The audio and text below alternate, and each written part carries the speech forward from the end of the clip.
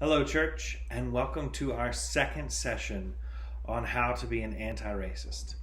As before, I would encourage you to make use of the comment sections. This video is actually posted to YouTube, so you can use the YouTube comment sections, or if you're watching on Facebook, you can engage on that platform as well, just to have a conversation and a discussion about some of the things that we've been reading. In chapter 3 this week, I wouldn't say surprised, but I was interested to note at how young Dr. Kendi was when he first took note of how his race affected him, specifically in the world of education. I was thinking about my own education, and one of the questions that people often ask when they're doing this deconstruction work, specifically in groups of white people, is to ask yourself, how many black or brown teachers or professors, if you went to college, have you had? And so that would be my question for the group today, is thinking on the life of your own education.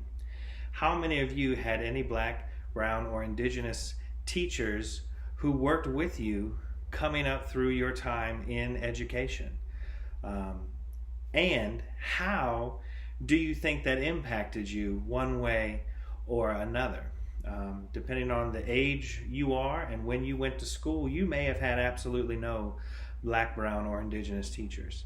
And so I'd invite you to reflect on that and what you think you might have lost because of that. I was thinking about my own education.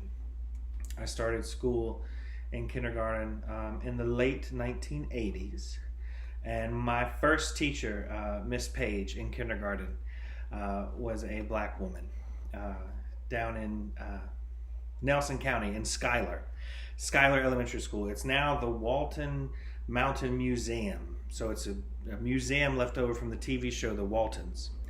And if you ever go in there, they still have the last yearbook from the last classes who were there before the school closed down. And so my picture is on the wall back there with Miss Page as a kindergarten teacher back there. So that's my own little personal history note to go with that.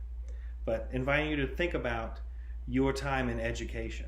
Along with that, I'd invite us to have some conversations and discussions today about how old we were when we first began to realize that there are disparities or differences between people based solely on the color of their skin.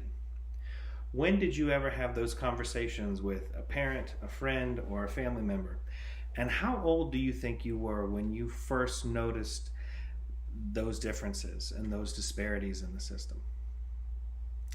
The second thing that I'd invite us to think about is this identity of self and the identity of others, specifically in the power of labels, either the power that we assign to ourselves or the power that is assigned for us, because there are things and systems that a lot of us were born into where other people who came before us had the power to assign a label and assign meaning to that label. And I think Dr. Kendi gets into this when he starts talking about how this came to be with slave trading and who assigned labels and then justified the reasoning behind those labels that then, really justified all of the slave trade together, and that really set the ball in motion for us to continue these kinds of racist ideas into our modern day culture as well.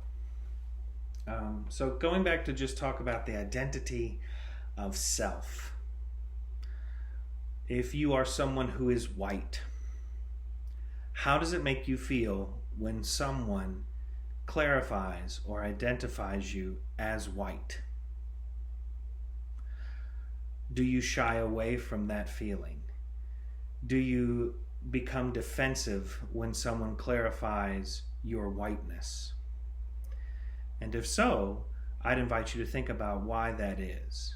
And if not, I would invite you to think about what has happened that has allowed you to move beyond that. Lastly, I want to talk about the identity of others and how we really go out of our way to group people and to label them in these large stereotypical groups. And one of the things that I bring to your attention is a simple song that I would imagine many of us know.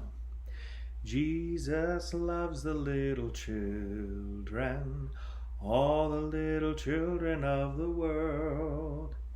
Ding, ding, ding, ding, ding, ding, ding. They are precious in his sight.